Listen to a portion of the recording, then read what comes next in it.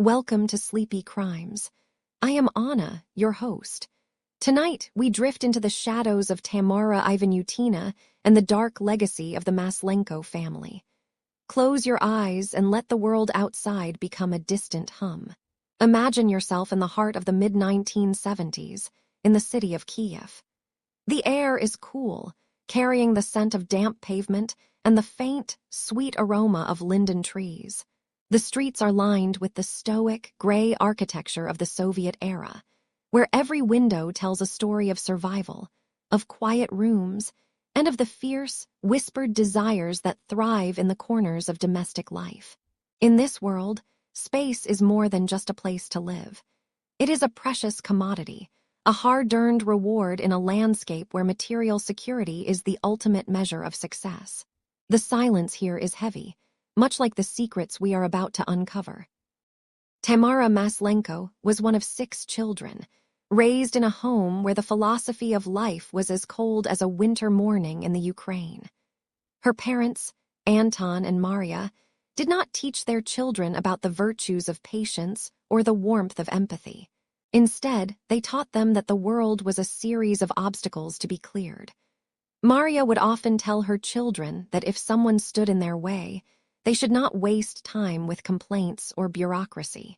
Life was a game of acquisition, and the most effective tool was one that left no mark and made no sound. They spoke of material wealth as the only true anchor in an uncertain world. This belief was the foundation upon which Tamara built her identity. She was a woman of sharp edges and hidden depths, moving through the world with an arrogance that masked a calculating, predatory patience. To the outside world, she was simply a woman seeking her place, but inside, she was already learning the language of the shadow. In the year 1976, Tamara found her first opportunity to apply these family lessons. She was married to a man who worked as a truck driver, a profession that was considered successful and lucrative at the time. He was often away, traveling across the various republics of the Soviet Union, bringing back stories and a steady income. But for Tamara, the marriage was not about companionship. Her eyes were fixed on his apartment in Kiev. In a city where housing was strictly regulated, and families often shared cramped communal spaces for decades, a private apartment was a fortune. It was a kingdom of one's own, and Tamara wanted it entirely for herself. She watched him come and go, his boots heavy on the wooden floorboards, his presence a temporary occupant in a space she already considered hers. She began to look for a way to remove the occupant without damaging the property. The solution came in the form of a small, heavy jar. It contained a substance known as Clarici solution, a highly toxic liquid based on the heavy metal thallium. It was a tool of geology, used to separate minerals by their weight. It was colorless, odorless, and completely tasteless. To the unsuspecting eye, it looked like nothing more than water. Tamara had a friend who worked at a geological institute, a woman who believed Tamara's lies about a persistent rat infestation at her home. It was so easy to ask for a small portion, to carry it home in a bag, and to place it on a high shelf where the light could not catch it. Thallium is a patient poison. It does not strike with the sudden violence of a blade. It seeps into the body, mimicking the symptoms of a dozen common ailments. It is the perfect weapon for a killer who has all the time in the world and no room for remorse. The poisoning of her husband was a slow, deliberate process. Tamara began to introduce the liquid into his food and drink in small, measured doses.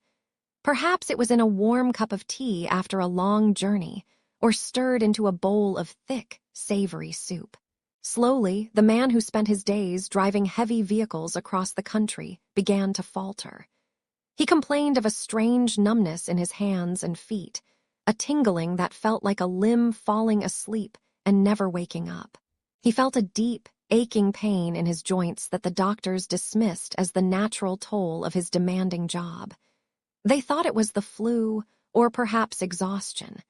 As he grew weaker, Tamara remained the picture of the devoted wife, tending to his needs while ensuring the doses continued. She watched as his hair began to thin and his strength evaporated, her gaze as cool as the liquid she fed him. By the end of 1976, the first husband was gone. He died during what should have been a routine trip, his heart finally giving out under the invisible weight of the thallium. The official cause of death was recorded as heart failure, a diagnosis that raised no eyebrows and sparked no investigation. In the eyes of the state, it was a tragedy of health, not a crime of intent. Tamara, now a young widow, inherited exactly what she had desired, the apartment in Kiev. She walked through the rooms, listening to the silence that had replaced his heavy footsteps, and felt no grief. Instead, she felt the thrill of a successful experiment. She had proven that her parents were right. The shadow had fallen, and under its cover, she had transformed her life. This was only the first death, the first brick in a foundation of greed that would eventually claim 13 lives. The pattern was set, and the jar of heavy liquid was still half full. Sleep now, for the shadows are long, and the story has only just begun. The roots of a person's nature are often buried deep within the soil of their childhood, nourished by the quiet whispers and the daily rituals of the home. For Tamara, the air she breathed was thick with a specific kind of coldness, a pragmatism that viewed other human beings not as neighbors or friends, but as obstacles to be cleared away.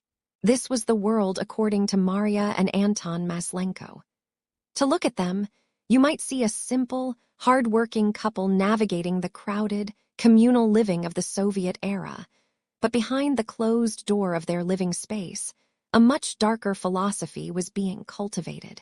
They did not believe in the slow machinery of justice or the loud frustrations of a public argument.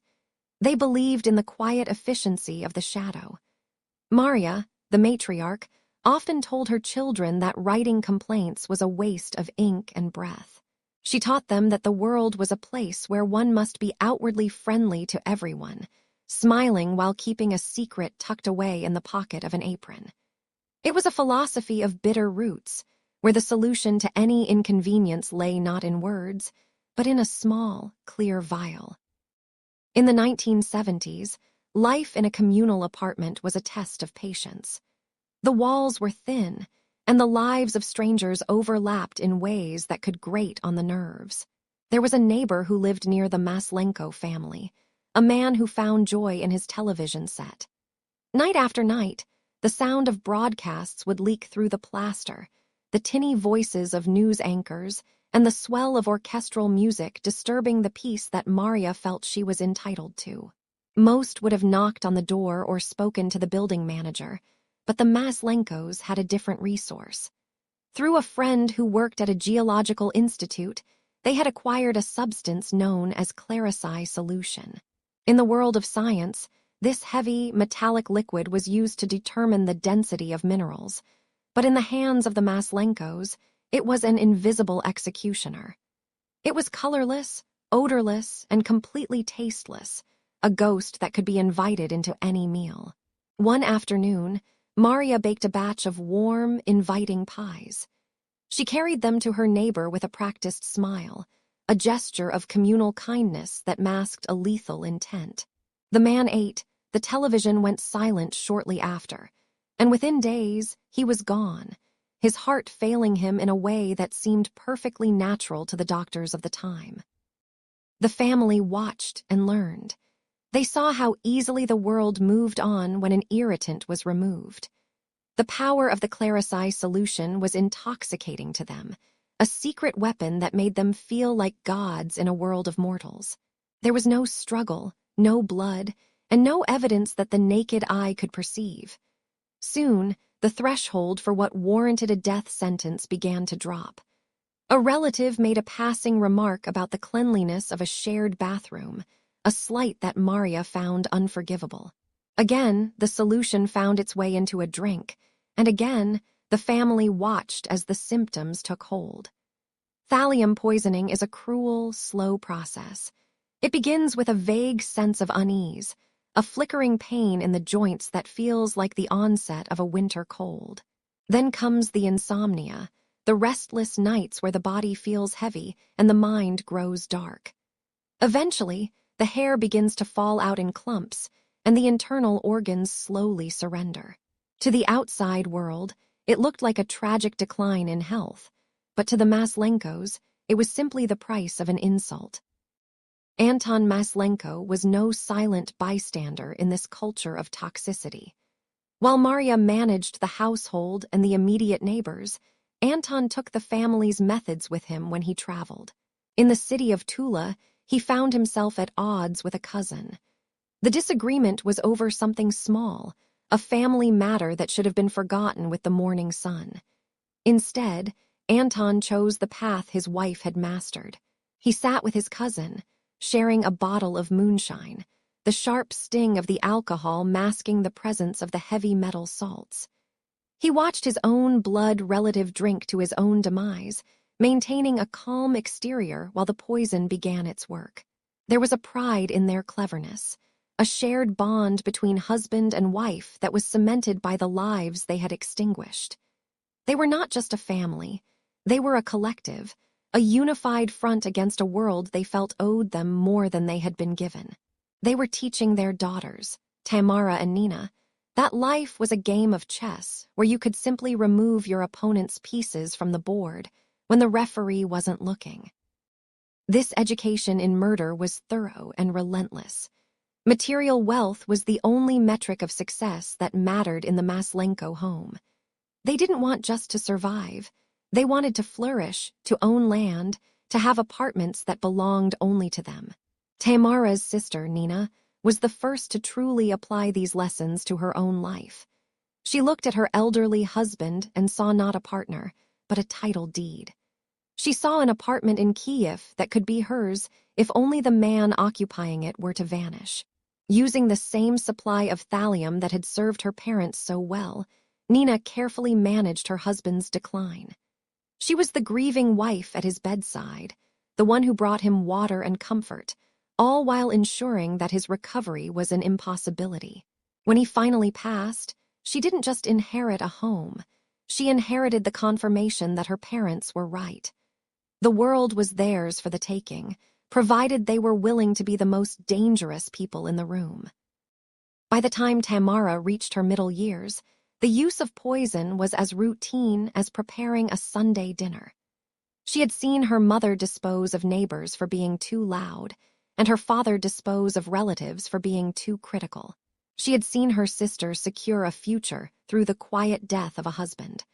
The moral compass of the family had been replaced by a needle that pointed only toward their own desires. They had obtained their supply of Clarici solution at least 9 different times over the course of a decade, always under the guise of killing rats that infested their property. But the rats they were hunting were human.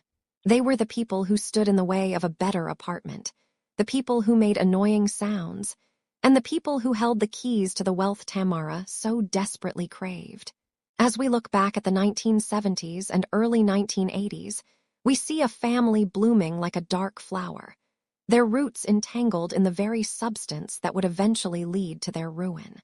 Tamara was now ready to take these lessons into the world on a much larger scale, and the consequences would be more devastating than anyone could have imagined.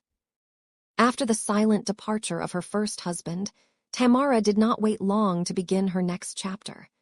In the summer of 1983, she married a man named Oleg Ivanyutin. He was a quiet man, 7 years younger than Tamara, and to most, he seemed like a safe choice. But for Tamara, Oleg was not just a companion, he was a doorway. He did not have much of his own, but his elderly parents possessed something Tamara craved more than love or stability. They owned a private house, a dacha with a generous plot of land near the outskirts of Kiev. This earth, dark and fertile, represented a future that Tamara's parents had always whispered about. A future of material security, where one's wealth was measured in livestock and land, rather than just rubles in a pocket. The property was beautiful in its simplicity, but Tamara saw more than just a summer home. She saw a pig farm. She imagined the rows of pens, the heavy weight of fattened hogs, and the wealth that would come from selling meat and bacon in the markets. In her mind, the scent of the garden was already replaced by the dream of profit. However, there was a significant obstacle standing between her and this vision. Oleg's parents were still very much alive and living on the land they had worked for years. They were kind people, but to Tamara, they were merely tenants in a house she already considered her own. Her resentment began to simmer, a slow-burning heat that grew every time the mother-in-law mentioned her desire for grandchildren. Tamara did not want a legacy. She wanted the title deed. The decline of the Ivanyutin family began subtly. It started with the father-in-law, a man who had always been relatively healthy and strong. Quite suddenly, he found himself plagued by a strange, biting pain in his legs. It was a sensation he could not describe, making every step a labor. He complained of his feet feeling heavy, as if the very ground were trying to pull him under. When he went to the doctors, they looked at his aging joints and offered a common diagnosis of the era: polyarthritis. They prescribed simple medications and sent him home to rest. Tamara, playing the role of the devoted daughter-in-law, was there to receive him. She moved through the kitchen with a quiet, efficient grace, preparing a warm, nourishing soup to help him recover. She sat by his bedside, watching him. She fed him from a spoon, her eyes steady as he swallowed the broth she had specially prepared. The soup was laced with a secret ingredient, a few drops of the heavy, colorless Clarici solution she had obtained through her family's dark connections. Thallium is a patient killer. It mimics the symptoms of natural illness until it is too late to intervene. That night, the father-in-law's condition took a terrifying turn. The dull ache became an agonizing scream of the nerves. His breathing became shallow, and the hospital was called once more. But there was nothing the doctors could do for a body that was being systematically shut down from within. He died in the hospital, his final moments spent in physical misery. Tamara stood by Oleg's side, a pillar of support, her face a mask of appropriate sorrow. The funeral was a somber affair. Oleg's mother was destroyed by the loss of her lifelong partner. Her heart seemed unable to bear the weight of the grief. During the service, she began to falter, her breath hitching as she clutched at her chest. Seeing her distress, Tamara was the first to reach her side. With a gentle touch and a soothing whisper, she offered the grieving widow a glass of water, claiming she had added a few drops of medicine to help settle her nerves. The mother-in-law drank it down, seeking relief from the crushing sadness. Instead, within moments, she was overcome by a wave of violent nausea. She staggered, her vision blurring, and she cried out that Tamara had done something to her. But in the chaos, the words were dismissed as the ramblings of a broken heart. 2 days later, the mother-in-law followed her husband into the earth.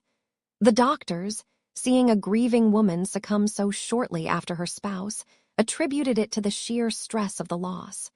It was a convenient narrative. With both parents gone, the dacha and the land passed to Oleg, and by extension, to Tamara. Tamara wasted no time. She moved into the house and began the work of establishing her pig farm.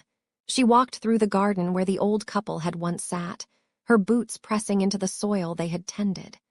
She was the mistress of the estate now, and as she looked at Oleg, who was already starting to feel a familiar ache in his own legs, she knew the land was finally, truly hers. The house was quiet, and the future was wide. The autumn of 1986 arrived with a sharp, cooling breath that swept through the streets of Kiev, shaking the yellowed leaves from the birch trees. For Tamara, the season brought not a sense of peace, but a cold, calculating ambition. With her in-laws gone and their property secured, she turned her sights toward a new venture that required a steady stream of resources.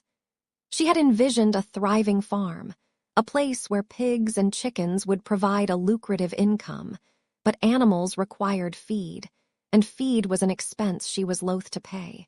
It was this stinginess, this deep-seated refusal to let a single kopeck slip through her fingers, that led her to the gates of school number 16.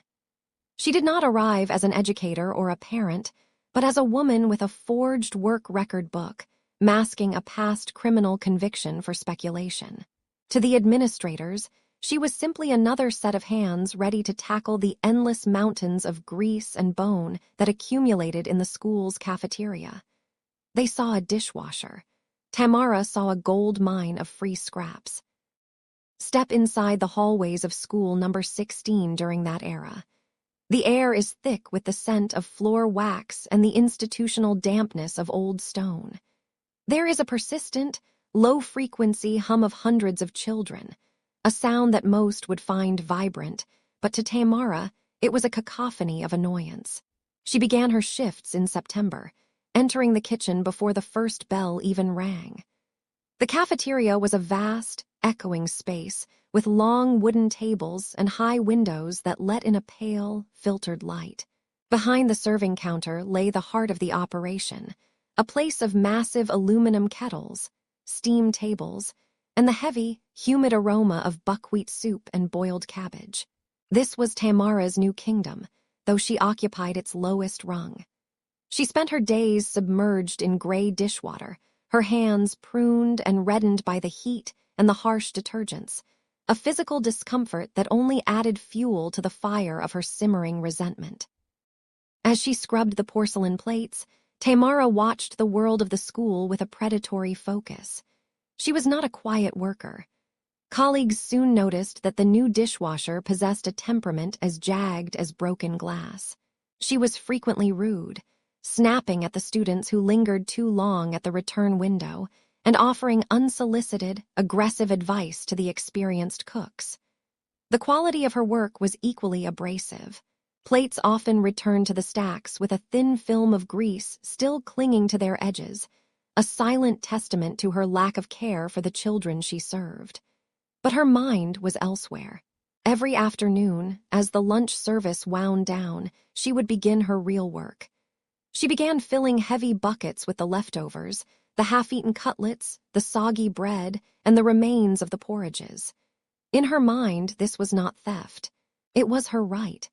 It was the tribute she extracted from the state to fuel her private enterprise back at the farm. However, the kitchen was not a lawless place, and Tamara soon found herself clashing with those who took their duties seriously. One such individual was the school's dietitian, Natalia Kukarenko. Natalia was a woman of order and health, tasked with ensuring the students received proper nutrition and that the kitchen operated under strict sanitary guidelines. She noticed the dishwasher's aggression, and more importantly, she noticed the disappearing food waste. To Natalia, those scraps were supposed to be handled according to protocol, not carted off in private buckets. She began to reprimand Tamara, her voice calm but firm, unaware that she was speaking to a woman who viewed any correction as a declaration of war. Tamara would stand by the industrial sinks, the steam rising around her face like a shroud, nodding silently while her eyes burned with a dark, silent promise. To Tamara, Natalia was no longer a colleague. She was an obstacle, a nuisance that needed to be cleared away just like the gristle on a plate. The resentment did not stop at the kitchen staff. It extended into the very classrooms of school number 16. Tamara grew particularly incensed by a chemistry teacher and the school's party organizer, both of whom had the misfortune of crossing her path in the dining hall. Perhaps they had commented on the cleanliness of the forks, or perhaps they had simply stood in her way during her afternoon raids on the scrap bins. Even the children were not exempt from her growing malice. Two young students, one in the 1st grade and another in the 5th, once made the mistake of asking Tamara for a few scraps of meat to feed their own pets at home. To a normal person, it was an innocent request from a child. To Tamara, it was an insult, a competition for the resources she needed for her pigs. She viewed these children not as vulnerable charges, but as greedy mouths stealing from her future wealth. The atmosphere in the kitchen grew heavy, charged with a tension that the other workers could feel but not quite define. By the end of 1986, Tamara had moved beyond mere anger. She had already proven to herself that she possessed the ultimate tool for silencing opposition. In the quiet hours at home, away from the clatter of the school kitchen, she would look at the small, heavy jar of Clarisai solution she had obtained. It was a liquid of deceptive simplicity, a clear, heavy substance that held the power of life and death within its glass walls. She began to carry it with her, a hidden weight in her pocket as she walked the school corridors. She watched the dietitian, the teachers, and the students with a new sense of superiority. They believed they held authority over her because they were educated, because they were respected, or because they were young. But Tamara knew better. She knew that with a single, steady hand, she could bring the entire institution to its knees. The kitchen of school number 16 was no longer just a place of labor. It had become a laboratory for her vengeance, and the first doses were about to be served. The air inside school number 16 in the Podolsky district of Kiev was often thick with the scent of damp wool and the heavy, metallic steam of the communal kitchen. It was the winter of 1987, a season of biting frost and gray skies that seemed to mirror the quiet tension building within the school walls. Tamara moved through the cafeteria like a ghost in a white apron, her hands perpetually submerged in the gray, soapy water of the dishwashing station. To the teachers and students, she was a nonentity, a diligent worker who kept her head down. But behind that mask of servitude was a woman who saw the world in terms of debt and retribution. By this time, her shadow had already grown long over the hallways. She had found a sense of peace in her power, a quiet satisfaction in knowing that a single drop of the heavy, clear liquid she kept hidden could silence any voice that dared to rise against her. The school was her kingdom, and the kitchen was her throne room, where life and death were decided over steaming bowls of soup and trays of discarded scraps. The conflict began with something as mundane as a misplaced word. The school librarian was a woman of habit, a gentle soul who valued order and quiet. She had spent her life among the hushed stacks of books, far removed from the sharp tempers and clinking metal of the dining hall. On a particularly cold afternoon, she had approached the serving window with a simple request. Perhaps she had asked for a cleaner tray, or perhaps she had made a passing comment about the quality of the meal that day. In any other setting, it would have been forgotten before the tea went cold. But for Tamara, every minor slight was a mountain of disrespect. She watched the librarian walk away, her eyes narrowing as she calculated the cost of that brief, innocent interaction. To Tamara, the librarian was no longer a colleague. She was an obstacle, a speck of dust that needed to be swept away from the pristine vision of her own importance. The decision was made in a heartbeat, as cold and final as the ice on the Dnieper River. That afternoon, as the school day began to wind down and the hallways echoed with the final bells, Tamara reached for the small, surprisingly heavy bottle she kept tucked away. The liquid inside was Clarisai solution, a thallium-based compound she had obtained through a contact in a geological laboratory. It was a terrifyingly perfect poison, odorless, tasteless, and entirely invisible once stirred into a drink or a portion of food. With a practiced, steady hand, she added the toxic gift to a cup of tea intended for the librarian. There was no tremor in her fingers, no flicker of doubt in her heart. She watched the steam rise from the porcelain cup, the poison dissolving into the amber liquid until it was indistinguishable from the warmth. She delivered it with a thin, tight smile, the kind of smile that looks like kindness if you don't look too closely at the eyes. It was the first bitter sip of a tragedy that would soon consume the entire school community, though at the time, it seemed like nothing more than a quiet gesture of reconciliation. Within days, the librarian began to fade. It started with a persistent, nagging weakness in her limbs, a sense that her body was becoming a burden too heavy to carry. She complained to her friends about a strange numbness in her fingertips, a tingling sensation that made it difficult to turn the pages of her beloved books. Then came the pain. It was a deep, gnawing ache in her joints that no amount of rest could soothe. She would sit in the quiet of the library, the winter light casting long shadows across the wooden desks, rubbing her aching knees and wondering if she had simply caught a particularly stubborn strain of the flu. But this was not the flu. Thallium was a silent traveler, moving through her nervous system and slowly dismantling the very foundation of her health. It was a thief that stole her strength in the dark, leaving her breathless and confused as the world around her began to blur. The physical decline was accompanied by a horrifying development that left the school staff in a state of growing unease. The librarian's hair, once thick and neatly pinned, began to fall out in clumps. It would be found on her pillow, on the collars of her cardigans, and scattered across the library floor like fallen leaves. This was the hallmark of thallium poisoning, a symptom so specific and striking that it should have sounded an immediate alarm. Yet, in the Soviet medical system of the 1980s, such a rare toxin was the furthest thing from the doctors' minds. When she was eventually admitted to the hospital, the physicians were baffled. They looked at her pale skin and her thinning hair, and they spoke of atypical influenza or perhaps a severe vitamin deficiency brought on by the harsh winter.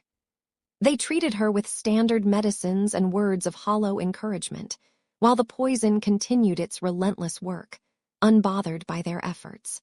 The librarian, once a vibrant part of the school's heart, was drifting further away from the shore of life with every passing hour. Tamara watched the empty seat in the cafeteria with a sense of grim triumph. She heard the whispers in the staff room about the librarian's deteriorating condition, and she listened as the teachers speculated about the mysterious illness sweeping through the district. Not a single person suspected the dishwasher. Why would they? She was the woman who cleaned their plates and scrubbed the floors, a figure so low in the social hierarchy that she was practically invisible. This invisibility was her greatest weapon.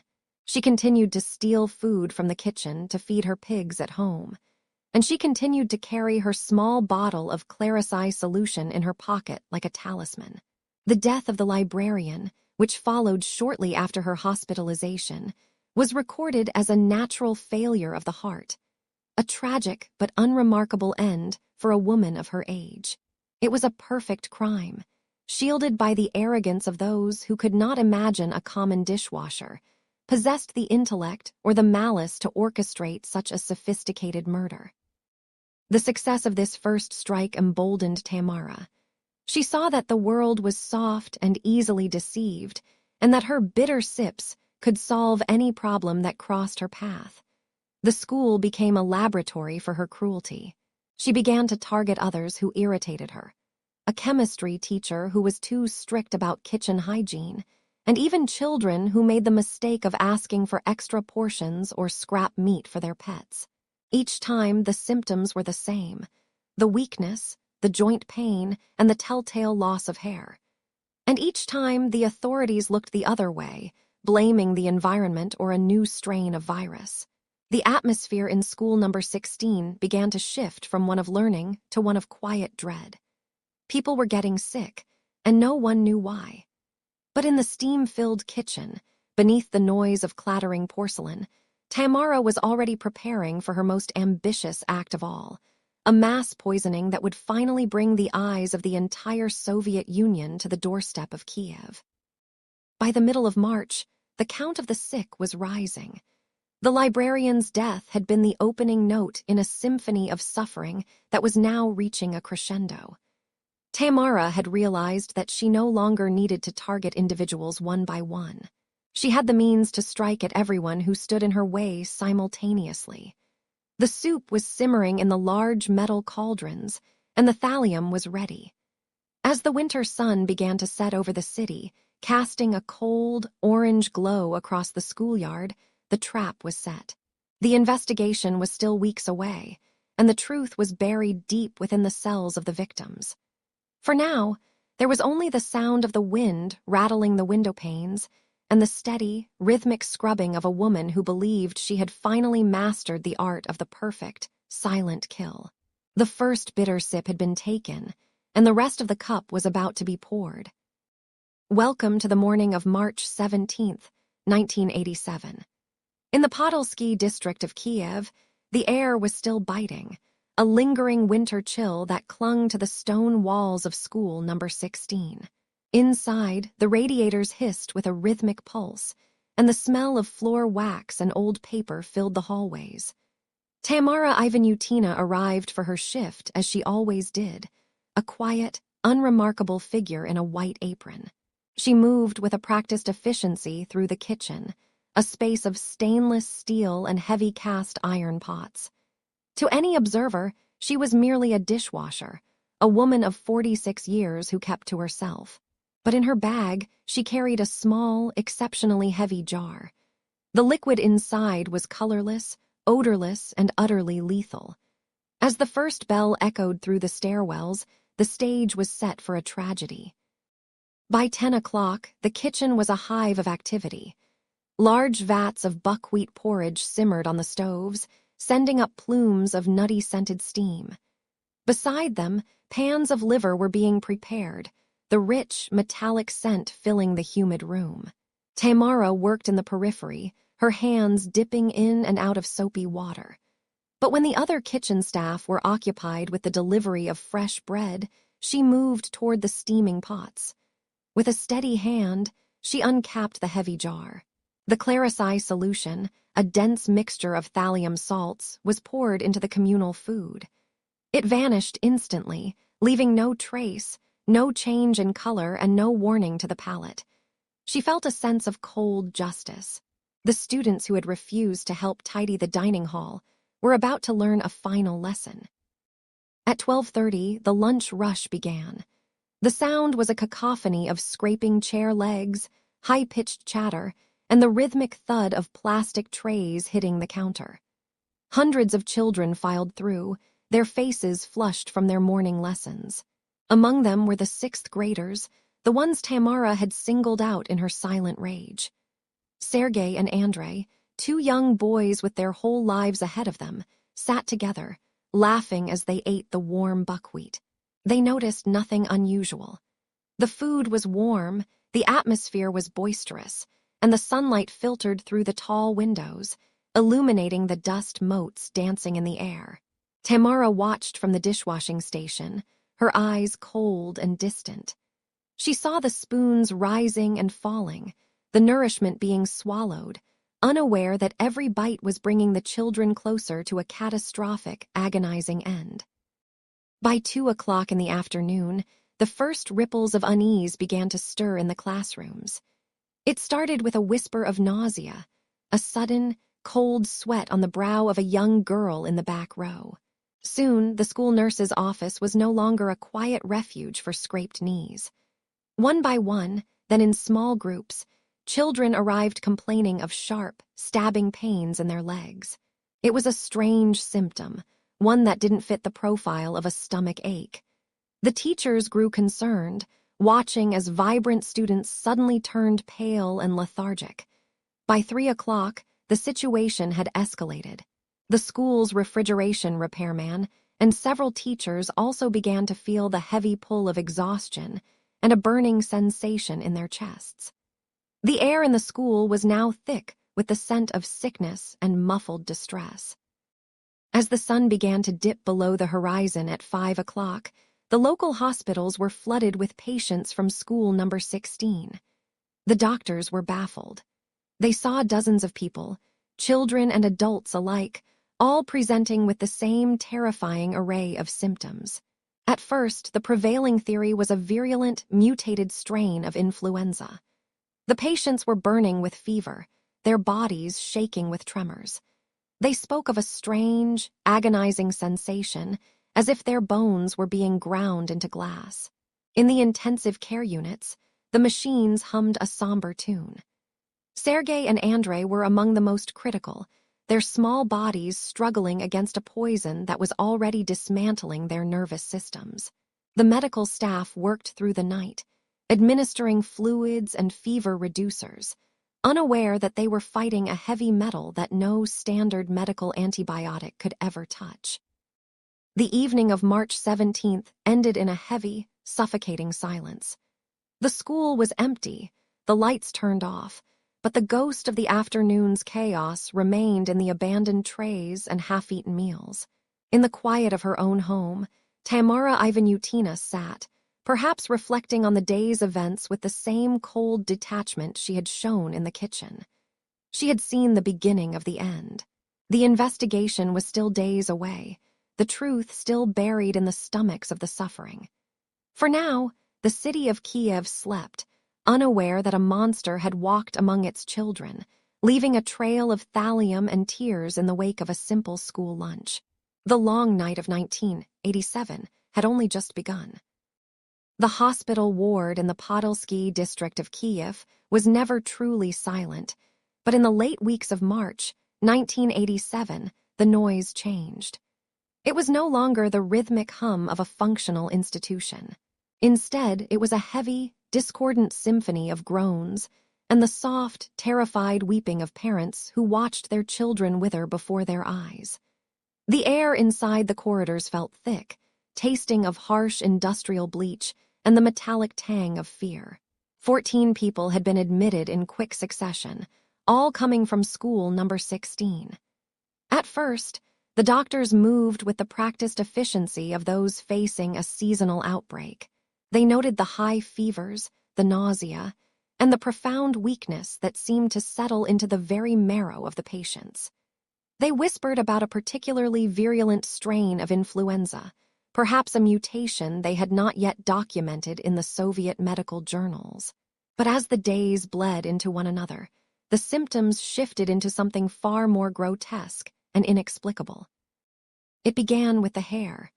In the quiet of the night, nurses making their rounds would find clumps of fine, youthful hair on the white cotton pillows. At first, they thought it was an illusion of the dim, flickering fluorescent lights. But then, as they began to wash the foreheads of the suffering children, the hair would simply slide away under the gentle pressure of a damp cloth. By morning, young boys like Sergei and Andrei, who should have been full of life and mischief, were becoming smooth and skeletal. This was not the progression of a respiratory virus. This was a systematic dismantling of the human body. The medical staff watched in horror as the neurological collapse followed. Patients who had complained of simple leg cramps were now unable to stand. Their nerves seemed to be on fire, their joints locking in excruciating pain that no standard sedative could touch. The doctors, once confident in their diagnosis of the flu, now stood in the hallways with hollow eyes, staring at charts that made no sense. This was an assault from within, a mystery that defied every known protocol of the time. The doctors called for urgent meetings with the regional health authorities. They discussed radiation sickness, thinking perhaps of the shadow of Chernobyl which had fallen over the land only a year prior. But the geography and the specific nature of the symptoms did not align. They looked for rare tropical diseases or obscure industrial toxins, but the school was a place of education, not a chemical plant. While the medical community struggled, the first of the victims began to slip away. 2 young students, Sergei Panabrat and Andrei Kuzmenko, were among the first to succumb to the invisible phantom. Their deaths sent a shockwave through the city. In a society where everything was meant to be orderly and accounted for, the sudden death of healthy children was an emergency of the highest order. The prosecutor's office was finally summoned to the bedside of the survivors. It was no longer just a medical crisis. It was now a crime scene spanning the distance between the school cafeteria and the sterile intensive care units. The investigators, led by men like Vinokurov, walked through the wards with heavy coats and sharp eyes.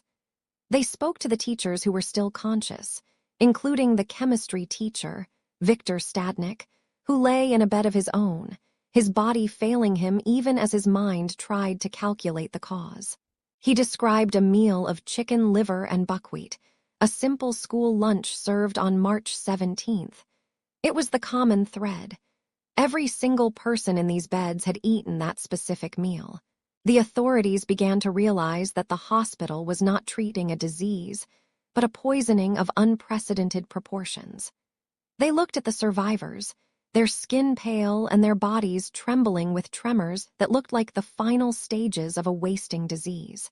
The investigators realized they were looking for a substance that was tasteless, odorless, and utterly lethal, something that could be hidden in a bowl of soup without raising a single alarm. They needed to find what had been introduced into the school's ecosystem, and they needed to find it before the death toll rose further. As the detectives began to dig into the school's history, a chilling detail emerged from the recent past. 2 weeks before the mass hospitalization, the school's dietitian, a woman named Natalia Kukarenko, had died suddenly. At the time, her death was attributed to a heart condition, a tragic but seemingly natural occurrence. But now, with 14 others fighting for their lives with identical symptoms, that original diagnosis felt like a lie. The order was given for an exhumation. In the cold, damp earth of the cemetery, the truth was waiting to be uncovered. When the toxicologists finally performed their tests on the preserved tissues of the dietitian and the recent victims, they found the culprit. It was thallium, specifically a substance known as Clarici solution. It was a heavy metal poison used by geologists to test the density of minerals, a substance so rare in the public sphere that most doctors had never seen a case of it in their entire careers. The mystery of the hospital was solved, but it was replaced by a far more terrifying question. How did a geological laboratory chemical find its way into a school's soup cauldron? The investigation now turned its focus toward the heart of the school, the kitchen. The authorities began to scrutinize every staff member, looking for the hand that had tipped the vial. They looked for someone with a grudge, someone with access, and someone with a coldness of heart that could allow them to watch children lose their hair and their lives without a word of warning. In the shadows of the cafeteria, near the steaming sinks and the stacks of heavy ceramic plates, the dishwasher, Tamara, continued her work. She was a woman of silence and efficiency, a face in the background that no one had thought to question. But as the detectives moved from the hospital beds back to the school hallways, the focus narrowed. The hospital of unanswered questions had finally provided its first piece of evidence, and the trail was leading directly to the sink where Tamara Ivanyutina stood, her hands submerged in the soapy water, waiting for the world to notice what she had done. The investigation into the events at School 16 had reached a chilling standstill. In the quiet hallways of the Kiev hospitals, the scent of antiseptic could not mask the growing confusion of the doctors. Initially, the diagnosis had been a simple, if severe, case of the flu, or perhaps a common bacterial food poisoning. But as the days of March 1987 drifted forward, the symptoms began to mutate into something far more recognizable to a toxicologist than a general practitioner. The children and the staff members were not just suffering from nausea and exhaustion. Their hair began to fall out in thick, silent clumps onto their white pillows. A strange, burning sensation radiated through their limbs, a neurological protest that made the weight of a bedsheet feel like a crushing burden. It was this specific combination of symptoms that finally broke the mystery. The authorities realized they were not looking for a virus or a kitchen lapse. They were looking for a heavy metal. They were looking for thallium. The focus shifted from the stainless steel counters of the school kitchen to the personal lives of those who stood behind them. Among the staff, Tamara Ivanyutina remained a figure of peculiar, stoic calm. While others wept or panicked as their colleagues fell ill, Tamara moved with a calculated, almost mechanical precision. The investigators began to dig into her history, uncovering a trail of shadows that stretched back through the years. They found stories of previous husbands who had died under mysterious circumstances, of relatives who had withered away after simple meals. The suspicion was no longer a whisper. It was a loud, demanding roar. The decision was made to perform a thorough search of the apartment she shared with her husband. They were looking for a phantom, a substance that leaves no scent and no color, yet carries the weight of a death sentence within a few drops. When the investigators crossed the threshold into Tamara's apartment, they found themselves in a space that felt remarkably ordinary. It was a typical Soviet dwelling, filled with the mundane artifacts of a working-class life. There were heavy lace curtains that filtered the gray afternoon light, and the faint, lingering smell of cooked cabbage and old wood. The floors creaked under the weight of the men in uniform as they began their methodical work. They started in the kitchen, emptying jars of flour and sugar, peering into the backs of cupboards where shadows pooled. They checked the medicine cabinet, cataloging bottles of aspirin and bandages. Tamara watched them, her expression unreadable, her hands folded neatly in front of her. She seemed almost bored by the intrusion, as if the search were merely a tedious formality that she was obliged to endure. Hours passed, and the search became a test of endurance. The investigators were meticulous, moving through the living room, checking behind the books on the shelves and beneath the cushions of the sofa. They were looking for a powder, perhaps a hidden stash of rat poison or industrial chemicals. But it was not until they moved toward a small, unassuming corner of the room that the air in the apartment seemed to sharpen. There sat a sewing machine, an old, cast-iron model that had likely seen decades of use. Beside it was a small sewing kit, a tin filled with colorful spools of thread, rusted needles, and scraps of fabric. To any casual observer, it was the most innocent object in the home, a symbol of domesticity and care. But a seasoned investigator named Valentina Kalichikova felt a pull toward the small wooden drawer built into the sewing machine's frame. As the drawer was pulled open, it emitted a soft, protesting groan. Inside, nestled among the silver thimbles and spare buttons, sat a small glass vial.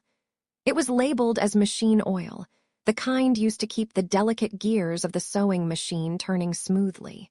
However, when the investigator reached in to retrieve it, the weight of the vial was shocking. It was small, no larger than a finger, yet it felt as heavy as if it were filled with lead. The liquid inside was clear, almost shimmering in the dim light of the room. It did not move like oil. It had a strange, viscous density that defied the expectations of the hand that held it. This was not a lubricant for a machine. This was something far more specialized, something that belonged in a geology laboratory rather than a school dishwasher's sewing kit. The discovery of that vial changed everything.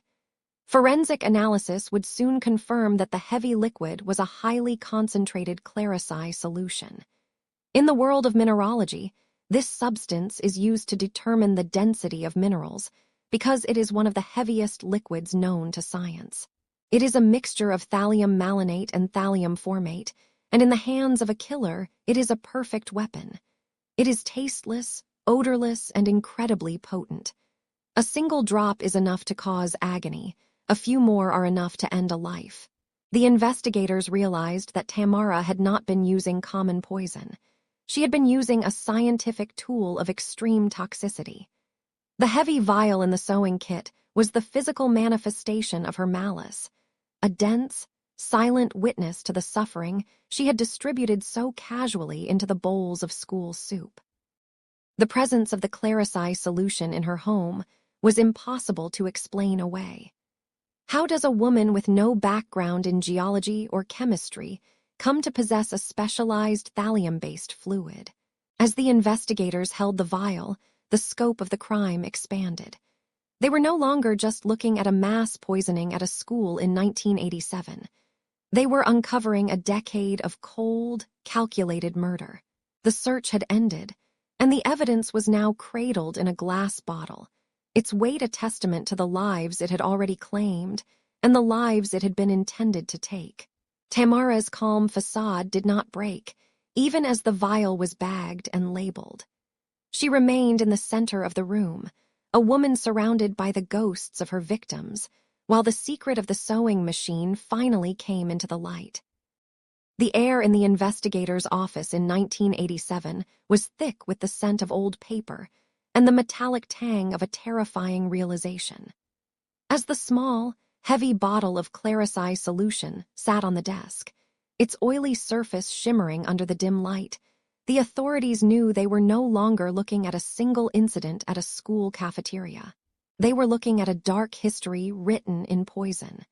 To understand the woman sitting calmly in their custody, they would have to turn back the pages of time, reaching into the silent earth of the past. The decision was made to reopen the cases of every person who had died near Tamara in the decade leading up to this moment. It was a somber undertaking, one that required the physical disturbance of the dead to find the truth that had been buried with them. The investigators prepared themselves for the grim task of exhumation, knowing that the soil of Kiev held secrets that had been kept for more than 10 years. The first site of focus was the grave of Tamara's first husband.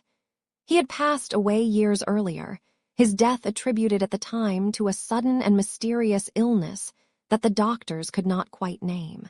As the shovels broke the damp, cold earth, the sound of metal hitting stone echoed through the quiet cemetery like a heartbeat in reverse. The investigators worked with a quiet intensity, their breath misting in the cool air of a late spring morning.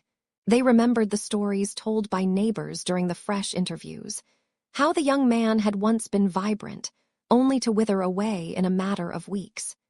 He had complained of searing pain in his joints and watched in horror as his hair fell out in clumps. At the time, it was seen as a tragedy of natural causes. Now, under the watchful eyes of the state prosecutors and the forensic team, it was a crime scene. The coffin was finally reached, its wood softened by the years spent in the dark ground, a silent witness to a betrayal that was finally about to be revealed. Inside the forensic laboratory, the atmosphere was sterile and hushed. The scientists moved with practiced precision, their gloved hands handling the remains with a mixture of reverence and clinical curiosity. They were looking for a chemical ghost. Thallium, specifically the variety found in the Clarisai solution, is a patient killer. It does not disappear with the final breath or the stopping of the heart. Instead, it settles into the very fabric of the human body, embedding itself in the bones and the keratin of the hair, waiting for someone to look closely enough. Using the technology available in the late 1980s, the technicians began the process of mineralizing the samples. They watched as the chemical indicators reacted, turning deep, undeniable colors that confirmed their darkest suspicions. The concentration of thallium in the first husband's remains was not just present, it was staggering. It was a lethal signature, a clear sign that his final days had been meticulously orchestrated by the hand of the woman who had promised to love him. The search did not stop with the first husband. The investigators moved on to the graves of the parents of Tamara's second husband. These deaths had occurred even further back, blending into the background of ordinary life. Tamara had wanted their property, a small house, a piece of land, and a sense of security built on the graves of her in-laws. The narrative of her life began to emerge as a series of calculated removals. Each person who stood in the way of her comfort or her greed was met with the same invisible, tasteless weapon. The exhumations continued, one after another, as the list of suspicious deaths grew from a handful to a dozen. The community watched in a state of collective shock as the white-coated officials moved through the local graveyards. The earth was giving up its dead, and with them, the evidence of a decade-long spree of cold-blooded murder. The metallic taste of the Clarisai solution seemed to haunt the very air of the city as the scale of the horror became clear to the public. As the investigation deepened, it became apparent that Tamara was not a lone actor in this dark craft. The shadows stretched even further, reaching back to her childhood home and her formative years. Her parents, Maria and Anton, and her sister Nina, were brought into the bright light of the inquiry. It was a family bound together not just by blood, but by a terrifying, cold pragmatism. They viewed poison as a tool, a simple solution to life's minor inconveniences. The investigators discovered that the Maslenko family had been using thallium for years to settle petty scores, to acquire apartments, and to punish those they deemed disrespectful. The process of exhuming the truth revealed a terrifying reality: a whole lineage of poisoners living quietly among the citizens of Kiev. The sheer number of victims, 40 recorded poisonings, 13 of them ending in the grave, painted a picture of a family that had completely detached itself from the value of human life. They were a dynasty of shadows, operating in the silence of the kitchen and the garden. The process of exhuming the bodies was more than just a legal necessity. It was a reclamation of the truth for those who had been forgotten. Each vial of soil and each bone fragment analyzed in the labs spoke for those who could no longer speak for themselves. The silence of the victims was finally being broken by the very substance that had silenced them. The investigators worked late into the nights, their desks covered in maps of cemeteries and detailed chemical reports. They felt the weight of the years pressing down on them. How many had suffered in silence, their symptoms dismissed as the flu or old age? How many more were buried in graves that had not yet been identified? The Clarissi solution, with its high density and its ability to sink to the bottom of any liquid, had become the anchor of the case against Tamara Ivanyutina. It was the physical link between the school kitchen of 1987 and the many funerals that had preceded it. The truth was no longer buried in the cold earth. It was being meticulously documented, page by heavy page, as the investigation drew to its inevitable conclusion. The air in the interrogation room of the Kiev Detention Center was heavy, thick with the scent of ozone from the flickering fluorescent lights and the sharp, metallic tang of industrial floor cleaner. Tamara sat perfectly still, her hands folded in her lap like a woman waiting for a bus. To look at her was to see the unremarkable. She was 45 years old, with features that had begun to soften into middle age, a face that could belong to any neighbor or any woman standing in line at the grocer. But as the investigators watched her through the heavy glass, it was her eyes that betrayed the void. They were not filled with the frantic energy of a captured criminal, nor the tearful remorse of a repentant soul. They were as flat and cold as the winter sky over the Dnieper River. This was the woman who had carried a vial of death in her apron pocket for 11 years, a woman who treated human life with the same casual disregard one might show to a broken dish in the school cafeteria. The lead investigator, a man named Pitobny, sat across from her, the weight of the thick case file pressing down on the table between them. He spoke of the 13 people who had died, of the 40 who had suffered the agonizing symptoms of thallium poisoning. He spoke of the children at school number 16, little boys who had lost their hair and their strength before their hearts simply stopped. Tamara listened with an expression of mild boredom, as if he were reciting a dull inventory of supplies. When she finally spoke, her voice was not a whisper of shame, but a clear, sharp tone of pragmatism. She did not plead for mercy. Instead, she leaned forward and offered a bribe. She promised the investigator a fortune in gold, a stash of wealth she had accumulated through years of theft and murder. To her, justice was just another commodity to be purchased, another obstacle to be cleared with the right price. When the bribe was rejected, the mask of the cooperative witness slipped away, replaced by a chilling arrogance. She retracted her initial confessions, claiming the detectives had coerced her, but her narrative remained anchored in a terrifying logic. Tamara did not kill for the thrill of the hunt or the heat of passion. Her motives were strictly, almost offensively, material. She wanted a black GAZ Volga car, a symbol of ultimate status in the Soviet Union. She wanted an apartment of her own, free from the crowded conditions of communal living. She wanted land to raise pigs, and she needed the scraps from the school kitchen to feed them. If a child asked for those same scraps for a pet dog, they were an inconvenience. If a supervisor checked her inventory, they were a threat. If a husband stood in the way of her inheritance, he was a temporary fixture to be removed. The poison was not a weapon of malice to her. It was a tool of efficiency.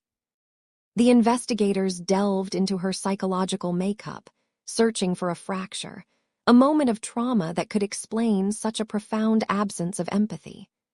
The state psychiatrists found her entirely sane, though they noted her extreme self-centeredness and a bottomless well of resentment. But the true source of her darkness lay in her past, in a family dynamic that treated poison as a household tradition. Tamara looked at the men questioning her and uttered a phrase that would haunt the legal records for decades. She told them, "I did not have the right upbringing." It was a simple statement that masked a horrifying reality. Her parents, Anton and Maria Maslenko, had raised their 6 children to believe that the world was a predatory place, where the only thing that mattered was material security. They had taught Tamara and her sister Nina that if someone stood in your way, you simply removed them quietly, with a drop of liquid in a bowl of soup or a glass of water. The court records from 1987 paint a picture of a family dynasty of death. Her parents were accused of poisoning a neighbor in their communal apartment simply because he watched his television too loudly. They had poisoned a relative over a perceived slight about a puddle in a bathroom. This was the environment where Tamara learned that human life had less value than a quiet evening or a clean floor. Behind the glass of the defendant's cage in the courtroom, she watched the families of her victims with a sneer of contempt. There was no apology for the teachers she had sickened because they dared to lock the kitchen pantry. There was no remorse for the children who had died because she wanted to frame the school's management. She sat there, a woman of 50 years by the time the trial concluded, appearing entirely disconnected from the gravity of the 13 lives she had helped extinguish. During the long hours of the trial, the public gallery was filled with a tension so thick it felt like it might break into violence. People whispered about the woman who had used thallium as a solution for every minor grievance. They watched as she adjusted her hair and smoothed her dress, showing more care for her appearance than for the testimony of the survivors. The doctors described the victim's hair falling out in clumps, the neurological pain that felt like fire in the veins, and the slow, suffocating failure of the lungs. Tamara merely yawned. She remained convinced until the very end that she would find a way out, that her gold or her defiance would save her. She was a woman who lived in a world where everything had a price, and she could not fathom a system that would demand her life in exchange for those she had taken. The psychological profile revealed a woman who was not only vindictive, but deeply arrogant.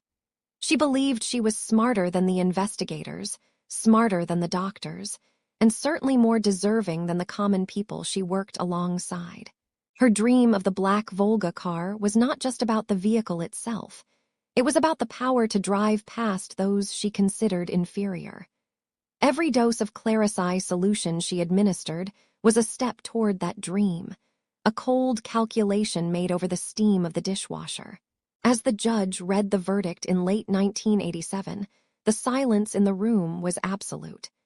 Tamara Ivanyutina was sentenced to the highest measure of punishment. She would become the third and final woman to be executed by the state in the post-war history of the Soviet Union.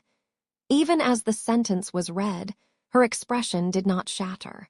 She remained the woman behind the glass, isolated by her own cold pragmatism, a ghost in the machinery of a city that was only just beginning to wake up from the nightmare she had created. The courtroom in Kiev during the final months of 1987 was a place of heavy, stagnant air and muted colors. The walls, paneled in dark, aging wood, seemed to absorb the light of the dim overhead bulbs, casting long, wavering shadows across the floor. Outside, the city of Kiev moved with its usual rhythm, but inside these walls, time felt suspended in a cold, clinical amber. This was the final act of a tragedy that had spanned over a decade, a series of crimes that had turned the simple act of sharing a meal into a gamble with death. The air was thick with the scent of old paper and the sharp, antiseptic smell of cleaning fluids, a scent that many in the room now associated with the sterile hospital wards where so many victims had spent their final, agonizing hours. In the prisoner's dock sat the family that the press had begun to call the poisonous dynasty. Tamara Ivanyutina sat at the center. Her expression remains an impenetrable mask of indifference. Beside her were her parents, Maria and Anton Maslenko, and her sister, Nina. They looked remarkably ordinary, like any other family you might pass on a cobbled street or see waiting at a bus stop. Maria, the matriarch who had whispered the secrets of Thallium to her daughters, appeared frail, her face a map of deep lines and weary eyes. Anton, the father, sat with his shoulders hunched, staring at the floor as if the weight of the evidence could physically crush him. They were a family bound, not just by blood, but by a shared, distorted reality where human life was secondary to their own petty grievances and material desires. The judge's voice was a steady, rhythmic drone as he began to read the formal findings of the court. He spoke of the 40 recorded poisonings, a number that seemed impossible to fathom in its cruelty. He recounted the 13 lives that had been extinguished, husbands, neighbors, and most tragically, the innocent children of school number 16. The room remained deathly silent as the names of the deceased were read aloud, one by one. The rustle of the judge's papers was the only sound, each page turn punctuating the loss of a soul. The investigators had meticulously reconstructed the timeline, tracing the Claricei solution from the geological laboratories into the hands of a woman who saw poison as a tool for tidiness, a way to remove the inconvenient people from her path. When the sentences were finally handed down, the weight of Soviet justice fell heavily upon the Maslenko parents. For their roles in the conspiracy of silence and their own independent acts of poisoning, Maria was sentenced to 10 years in a labor colony, while Anton received a sentence of 13 years. Given their advanced ages, these were effectively life sentences. Nina, the sister who had used the same toxic elixir to clear her own path to an apartment, was sentenced to 15 years of hard labor. They listened to their fates with a hollow sort of resignation, the reality of their sunset years, spent behind iron bars, finally sinking in. The gallery, filled with the grieving families of the victims, watched with a mixture of relief and lingering sorrow, knowing that no amount of prison time could ever restore what had been taken.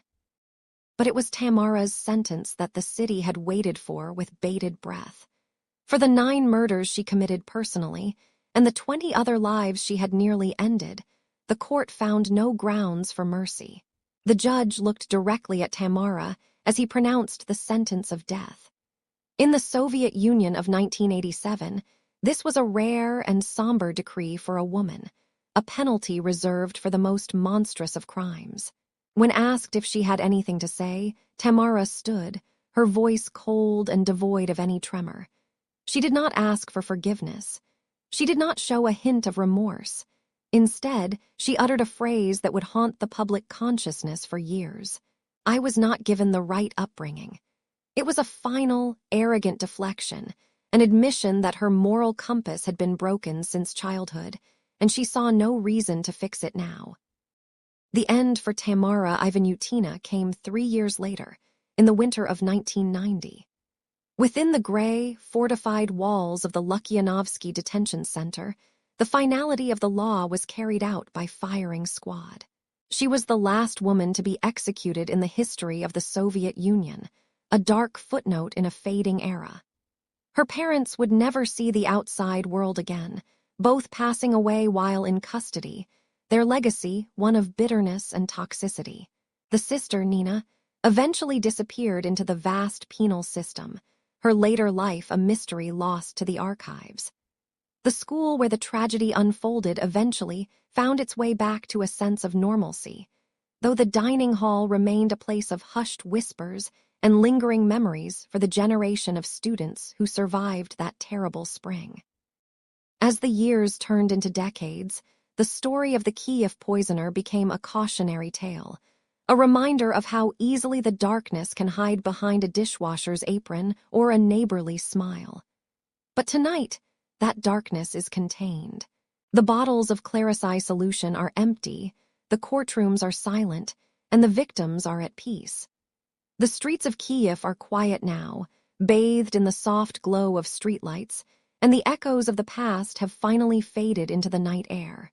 There is nothing left to fear from the shadows of 1987. The case rests now. Let the details fade. You are safe. Close your eyes, breathe deeply, and have a good night. Sleep well.